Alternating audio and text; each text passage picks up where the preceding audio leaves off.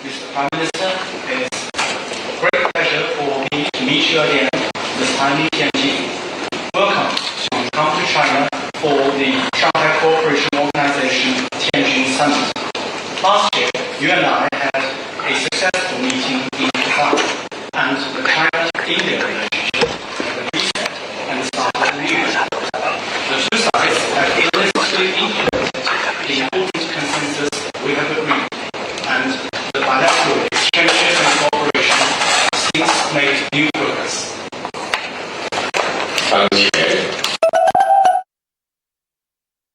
All right, so that was just a statement from Xi welcoming Prime Minister Modi. Let me go back to Einar Tangen. Just some very basic statements over there, but I found, the excerpt which we now have from Prime Minister Modi interesting, where he says, and I quote, "An agreement has been reached between our special representatives regarding border management, and the Kailash Mansarovar Yatra has been resumed." So that we know has been resumed, so that's great. But the key part, the key takeaway is that an agreement has been reached between our special representatives regarding border management. Your thoughts? I think that's not a complete solution. I think what they're talking about is a mechanism to address the troop drawdown. So I don't see this as a major issue. It's just saying, look, baby steps, one step at a time. Trust is important. Trust was destroyed on both sides. And at this juncture, you have to rebuild it. You have to have a mechanism to do that. You have to have communications. And I think that's what he is conveying. And I think it's the right message. We've also got more of what the Chinese president has said. This is an English translation of his opening remarks. I quote, "The world is going towards a transformation. China and India are two of the most civilizational countries. We are the world's two most populous countries and part of the global south. It's vital to be friends, a good neighbor, and the dragon and the elephant to come together." China said this in the past, and I think this is the spirit upon which these talks are taking place. Let me take that back to, who else do we have?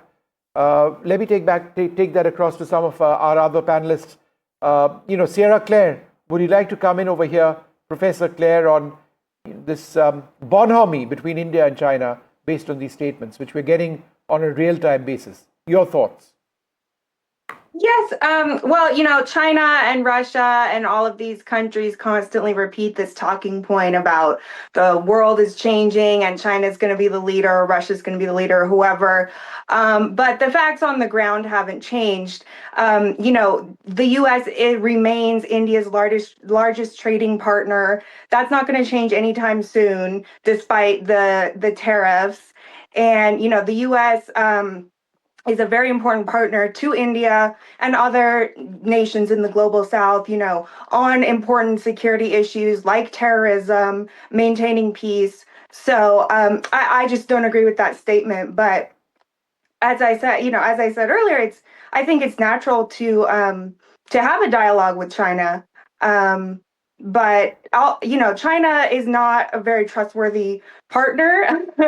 So any agreements or any dialogue that happens, I think the U.S. is very skeptical of those type of things coming from China. Einar Tangen, how would you respond to that? Obviously, Claire is not an economist. When you have 50% tariffs, that in essence makes sure that